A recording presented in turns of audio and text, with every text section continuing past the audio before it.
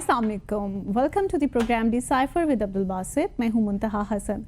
नाज़रीन, हमेशा की तरह आज भी डिसाइफर में हम डिस्कस करने जा रहे हैं इंतहाई अहम और दिलचस्प मौज़ूआत। सबसे पहले बात करेंगे बांग्लादेश, भारत और पाकिस्तान की, और इसके बाद हमारी डिस्कशन होगी जो कि अमेरिका ने हालिया पाबंदियां आयद की हैं पाकिस्तान के बैलिस्टिक मिसाइल प्रोग्राम पर। और प्रोग्राम के आखिरी हिस्से में हम बात करेंगे चीन और भारत के बीजिंग में होने वाले मुज़ाकरात पर। क्या दोनों ममालिक के माबैन बर्फ़ पिघल गई है या कि अभी भी तनाव मौजूद है? So let's begin the show. Welcome Basit साहब। बहुत शुक्रिया मुंतहा, और डिसाइफर देखने वालों को मेरा सलाम। सो बासित साहब, मुझे और ज़रा देखने वालों को बताइएगा, क्या आज आप भी किसी तनाव का शिकार हैं? तो और कौन तनाव का शिकार है मेरे अलावा?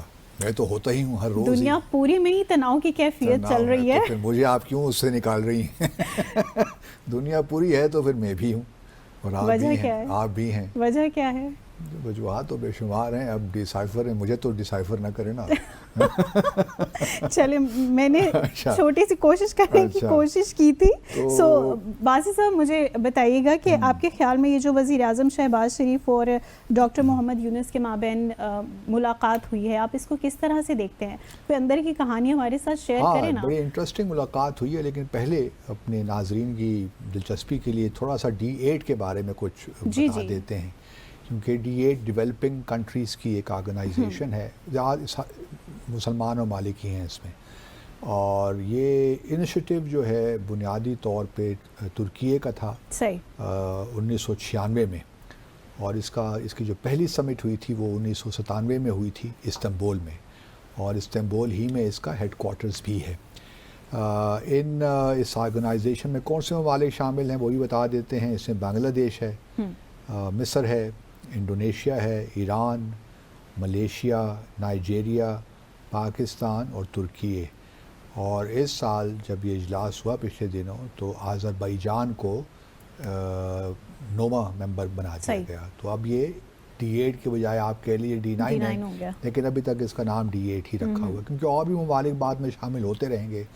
तो बहरहाल चूँकि फाउंडिंग मेंबर्स इसके 8 यही ममालिक हैं जिनका मैंने जिक्र किया, तो अभी इसको D8 प्रोमिनेंट ममालिक तो आ गए ना इसके अंदर। आज़रबाईजान भी बड़ा अहम मुल्क है, और पाकिस्तान और तुर्की और आज़रबाईजान के बड़े ज़बरदस्त ताल्लुकात हैं। अच्छा, उसके अलावा ये भी याद रहे कि ये सारे ममालिक हैं, अगर आप इनकी आबादी देखिए तो ये तकरीबन 1.3 बिलियन के करीब है, और इनका जो कंबाइंड जो पॉपुलेशन है वो ये, और कंबाइंड जो GDP है वो 5 ट्रिलियन से डॉलर से ज़्यादा है। तो काफ़ी अहम, और इनका जो इंट्रा, अगर आप ये 8 ममालिक ले लीजिए या 9 ममालिक ले लीजिए, तो इंट्रा जो D8 ट्रेड है वो इस वक्त 133 बिलियन के करीब है। और अब इनका प्लान यही है कि 2030 तक इंट्रा D8 ट्रेड को 500 बिलियन तक लेकर जाना चाहिए। तो असल में ये जो ऑर्गेनाइजेशन है इकनॉमिक कोऑपरेशन के हवाले से है कि किस तरह इन डेवलपिंग कंट्रीज़ में, मुसलमान ममालिक में जो मुआशी इक़्तिसादी ताल्लुकात हैं उनको बढ़ाया जाए। एक तो इक़्तिसादी ताल्लुकात के लिए हो गई OIC, पॉलिटिकल, डिप्लोमेटिक, और अगर मेरी तजवीज़ मान ले CSI, तो एक मिलिट्री अलायंस भी बन सकता है। और इसमें चूंकि ऑलरेडी वो सारे देखें, ईरान भी है, तुर्की भी है, तो पाकिस्तान भी है, मलेशिया भी है, बांग्लादेश भी है, जो हम कहते रहे हैं। लेकिन चलिए वो एक सेपरेट मौजू है, उस पर हम फिर कभी बात करेंगे, जो पहली बात तो करते रहे हैं। अच्छा, अब जो बांग्लादेश और पाकिस्तान के वज़ीर आज़म के दरमियान मुलाकात हुई काहिरो में on the margins of D8 meeting, ये बड़ी अहम मुलाकात थी मेरे ख़्याल में। और ये भी याद रहे कि दूसरी मुलाकात हुई है।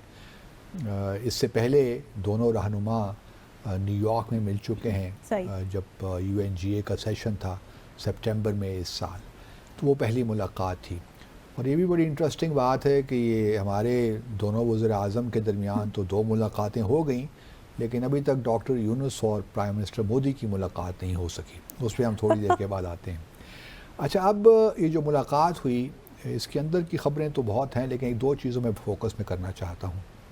पहला तो ये कि बड़े अरसे से, जैसे कि हमारे नाज़रीन भी जानते हैं, कि बांग्लादेश जब शेख हसीना साहिबा थी वज़ीर आज़म, तो बड़े अरसे से एक डिमांड उनकी थी कि जी पाकिस्तान फॉर्मली अपोलोजाइज़ करे جو کچھ 1971 میں ہوا بقول ان کے جو پاکستان نے مظالم ڈھائے بالکل ان کا سب کے نیریٹو لیے جو ایک تھا فارمل صحیح معافی مانگے ہم سے تو پھر تعلقات آگے بڑھیں گے.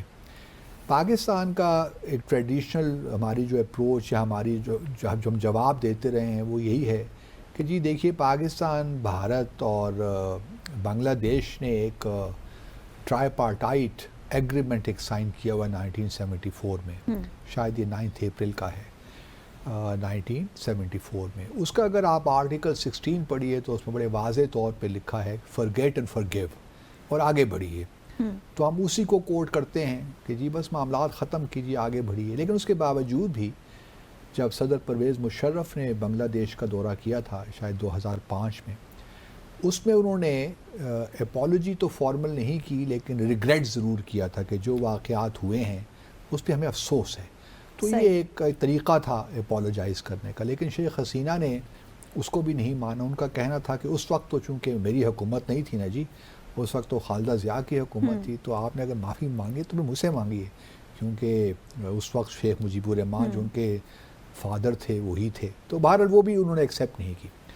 اچھا اب یہ جو ملاقات ہوئی ہے دونوں رہنماؤں کے درمیان اس میں ڈاکٹر محمد یونس نے یہ معاملہ اٹھایا ہے. انہوں نے یہ نہیں کہا کہ آپ ہم سے معافی مانگیں. یہ بڑا امپورٹنٹ ہوتا ہے جو الفاظ کا چناؤ ہوتا ہے نا اس لیول پہ. انہوں نے یہ نہیں کہا کہ پاکستان اس کو معافی مانگے ہم سے تو پھر ہم تعلقات کو آگے بڑھائیں گے, کوئی کنڈیشن نہیں ہے. لیکن انہوں نے ضرور یہ کہا ہے ہمارے وزیر اعظم کو کہ دیکھیے جو 71 کے معاملات ہیں ان کو اب ونس اینڈ فار آل ختم کیجئے تاکہ ہمارے تعلقات اب آگے بڑھتے رہیں. مطلب یہ انہوں نے اس خواہش کا اظہار کیا اور تاکہ یہ جو ہر اگر نئی حکومت آ جائے کوئی اور تو پھر وہی قصہ شروع کر دے جو شیخ حسینہ کرتی رہی ہیں. تو میں نہیں چاہتا کہ اب دوبارہ کوئی آبسٹیکل ہمارے تو کوئی لائن آف ایکشن نہیں دیا کہ کیا کر سکتے ہیں پاسبلی. وہ بھی ہے کوئی امپیڈیمنٹ نہ رہے اگلی حکومت جو بھی آتی ہے کیونکہ اب انتخابات لگتا یہی ہے. جو تقریر کی ہے 16 دسمبر کو ڈاکٹر محمد یونس نے انہوں نے کہا ہے کہ جی ہم کچھ الیکٹرل ریفارمز لا رہے ہیں اور ان کی امید یہی ہے کہ 2026 کے پہلے 6 ماہ میں بنگلہ دیش میں انتخابات ہو جائیں گے. گو کہ بنگلہ دیش نیشنلسٹ پارٹی جو خالدہ ضیاء کی ہے وہ کہتے ہیں کہ جلدی انتخابات کریں. جماعت اسلامی کا خیال ہے کہ ٹھیک ہے جی تھوڑا ٹائم لے لیں لیکن 2026 تک کوئی ڈیٹ تو دے دیں نا, ہمیں پتہ تو چلے نا کہ کب ہو رہے ہیں. لیکن ابھی تک کوئی ڈیٹ نہیں دی انٹرم گورنمنٹ نے. لیکن جو ڈاکٹر محمد یونس صاحب کے خطاب سے پتہ چلا انہوں نے ایک انڈیکیشن دی ہے کہ 2026 کے پہلے 6 ماہ میں پہلے حصے میں ہو جائیں گے. اچھا کمنگ بیک ٹو جو میٹنگ ہوئی اس میں ڈاکٹر محمد یونس نے یہی کہا کہ جی معاملات کو اب ختم کریں 71 کے تاکہ ہم آگے بڑھیں اور یہ بالکل ایک irreversible قسم کا تعلق ہو ہمارے. اس کے جواب میں ہمارے پرائم منسٹر نے بڑی انٹرسٹنگ بات کی. انہوں نے کہا جی دیکھیے انہوں نے بھی اسی 1974 کا جو پروٹوکول ہے ایگریمنٹ اسی کا حوالہ دیا کہ دیکھیے وہ تو ایگریمنٹ ہو گیا تھا. لیکن ساتھ میں انہوں نے ایک اور انٹرسٹنگ بات کی. انہوں نے کہا کہ اگر وہ ایگریمنٹ آپ کو سمجھتے ہیں کہ وہ نہیں ہے اب ریلیونٹ رہا یا اس کو آپ لوگ تسلیم نہیں کرتے یا بنگلہ دیش کے لوگ تسلیم نہیں کرتے فار دیٹ میٹر, تو آپ ہمیں بتائیے کہ اور ہم کیا کر سکتے ہیں. So it's the same thing, the line of action. تو آپ مجھے ہمیں بتائیے کہ کس طرح ہم اس کو آگے کر سکتے ہیں کہ آپ کے لیے بھی بہتر ہو ہمارے لیے بھی بہتر ہو, کوئی بھی امبیرس نہ ہو, کیونکہ ہماری اپنی بہت خواہش ہے کہ ہم بنگلہ دیش کے ساتھ تعلقات کو لے کر آگے بڑھیں. تو میرے خیال میں ایک اچھی اوپننگ ملی ہے. اب بڑی اچھی اوپننگ ملی ہے کیونکہ کوئی بھی اپالوجی پہ انسسٹ نہیں کر رہے ڈاکٹر یونس صاحب, لیکن وہ پھر بھی کوئی ایسا راستہ نکالنا چاہتے ہیں کہ جہاں پاکستان کو بھی امبیرسمنٹ نہ ہو. کیونکہ دیکھیے ہم کیوں اپالوجی نہیں کر پا رہے تھے ابھی تک, اس کی ایک وجہ تو یہ تھی کہ جب ہم اپالوجی کریں گے فارمل تو وہ پھر ہم لگے گا کہ ہم نے ساری جو ذمہ داری تھی اس سانحے کی یا جو بھی واقعات ہوئے اس کی ساری ذمہ داری بھی ہم قبول کرتے ہیں, حالانکہ ایسا تھا نہیں. اس کے بعد پھر ایسٹس کی ڈویژن کے معاملات بھی ہیں دونوں ممالک کے درمیان, وہ بھی ایک بہت ایشو چل رہا تھا شیخ حسینہ کے زمانے میں. تو پھر ساری چیزیں کھل جائیں گی، پینڈوراز باکس جسے ہم کہتے ہیں نا، وہ کھل جائے گا. تو پاکستان اس لیے محتاط رہا. لیکن اب یہ جو اپالوجی کا اگر معاملہ کس طور پہ حل ہو سکتا ہے جس کو بنگلہ دیش کے لوگ بھی مان لیں اور ہمارے ہاں بھی بات آگے چلی جائے تو بہت اچھا ہو جائے گا. کیونکہ دوبارہ یہ جو ایک ایسا ایشو ہے نا، جس طرح ڈیورنٹ لائن کا ایشو ہے نا افغانستان اور پاکستان کے درمیان، جو کہ ہے نہیں لیکن افغانستان کی جانب اس کو بنایا جاتا ہے. یہ بھی کوئی ایشو نہیں ہے. اگر لیکن ایک انفرینڈلی اگر حکومت مستقبل میں لیٹس سے اگر آ جاتی ہے اگین، تو پھر یہ معاملات اٹھ جائیں گے. اسی لیے اس کو ونس اینڈ فار آل ختم ہو جانا چاہیے. تو آپ کے خیال سے کیا پاسبلی ریکمینڈ کر سکتے ہیں ڈاکٹر محمد یونس؟ اب دیکھیں نا، میرے خیال میں اب دونوں سفارت خانے جو ہیں، ہمارا ہائی کمیشن اور یہاں پہ جو ہائی کمیشن ہے، اب ان کی ریسپانسبلٹی ہے، ان کو ایکٹیو ہونے کی ضرورت ہے کہ جو کچھ یہ دونوں رہنماؤں نے ڈسکس کیا اب اس کو فردر آگے لے کر جائیں، فالو اپ کریں، کوئی راستہ نکالیں. بہت کچھ ہو سکتا ہے. مجھے یاد ہے کہ ایک زمانے میں جب یہ سلالہ چیک پوسٹ پہ امریکہ نے حملہ کیا تھا، شاید 2011 میں یا 2011 میں شاید، اس میں ہم نے کہا کہ جی آپ اپولوجائز کریں، تب ہم آپ کو جو نیٹو کی سپلائی کا روٹ ہے نا وہ دیں گے افغانستان کے لیے. تو امریکہ نے کہا جی ہم تو بڑی طاقت ہیں، آپ سے ہم اپولوجائز کریں، یہ تو ہو ہی نہیں سکتا. تو اٹس آؤٹ آف کوسچن کہ ہم آپ سے معافی مانگیں یا اپولوجائز کریں. تو پھر ہماری ڈسکشن ہوئی، میں بھی اس ڈسکشن میں شامل تھا. تو میں نے کہا جی چلیے یہ ہلری کلنٹن پاکستان آ رہی ہیں تو وہ یہی کہہ دیں کہ وی آر سوری رازن کہ وی اپولوجائز. سوری کا لفظ استعمال کر لیں ذرا تھوڑا سا کم، تو انہوں نے بھی سوری کا لفظ استعمال کیا. تو یہ طریقے ہوتے ہیں، مختلف طریقے نکل آ سکتے ہیں. ان کو بھی کچھ ریکمینڈ کریں نا. ان کو بھی چونکہ ابھی یہ معاملہ تھوڑا سا میں چاہتا ہوں کہ الیکشن سے پہلے اسی انٹرم سیکٹر میں کچھ ایسی چیز ہو جائے جس میں اس پہ بالکل ایک ختم ہو جائے معاملہ. ایک دیکھیے نا، ڈاکٹر یونس بھی اپنے آپ کو اس جگہ پہ نہیں لائیں گے جہاں پہ دنیا کو یہ نظر آئے، یا بنگلہ دیش کے لوگ اب اس کے بارے میں اتنا سوچتے تو نہیں ہیں، لیکن پھر بھی عوامی لیگ یا بھارت اس سے ایکسپلائٹ تو کر سکتا ہے نا ان چیزوں کو. بالکل. اس وجہ سے میری خواہش تو یہی ہے کہ کوئی ایسا بیچ کا راستہ نکل آئے جہاں پہ ہم نے پہلے ریگریٹ کا لفظ استعمال کیا تھا، تو اس وقت ہم سوری بھی کہہ سکتے ہیں کہ دونوں طرف سے ہوا. کچھ بھارت نے بھی چالاکیاں کیں، کچھ تو نہیں، سب کچھ وہ آگے ہم ڈسکس کریں گے نا کہ کس طرح یہ معاملات آگے چلے. تو اس کو میں کچھ ہم راستہ نکال سکتے ہیں بیچ کا. ایک خط و کتابت ہو سکتی ہے، ہمارے پرائم منسٹر خط لکھ سکتے ہیں، اس میں تھوڑا ڈیٹیل دے کر بھارت میں بھی تھوڑا سا الزام لگا کر تو معاملات کو کس طریقے سے لا سکتے ہیں کاغذ پہ، اور وہ ایکسیپٹیبل ہوگا. آئی ایم شیور ڈاکٹر محمد یونس کو کوئی ایسا بہت بڑا مسئلہ نہیں ہے.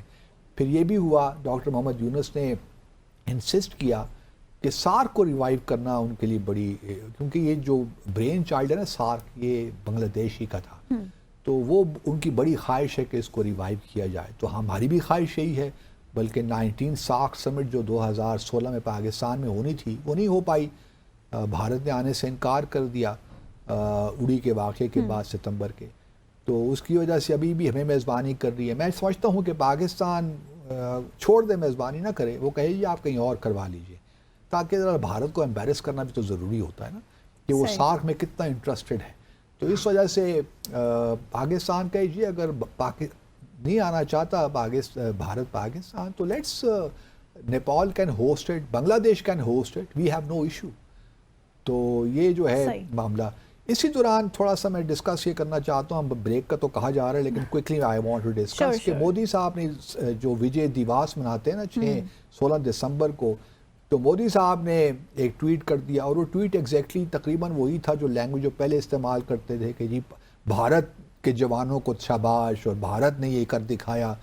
تو بنگلہ دیش میں اب تو چونکہ حکومت تبدیل ہو گئی، شیخ حسین انہوں نے بڑا اسٹرانگ نوٹس لیا اس پہ، اور اس نے کہا کہ جی آپ کی جنگ کہاں تھی، جنگ تو ہماری اپنی تھی، ہمارے لوگوں کی تھی، آپ کیوں یہ سارا کریڈٹ لے رہے ہیں؟ آپ ٹھیک ہے ہمارے الائز تھے اس وقت، لیکن آپ نے تو اپنے ٹویٹ میں بنگلہ دیش کے لوگوں کا تک ذکر بھی نہیں کیا. ٹھیک ہے 2023 میں تو یہ بات بنتی تھی، لیکن مودی صاحب کو چاہیے تھا کہ اب 2023 نہیں ہے 2024 ہے، اور بنگلہ دیش میں جو زمینی حقائق ہیں وہ تبدیل ہو چکے ہیں. لیکن بہرحال وہ ہندوتوا مائنڈ سیٹ ہے نا، وہ بنگلہ دیش کو فی الحال چاہتے ہیں کہ ان پہ پریشر بلڈ کرتے رہیں.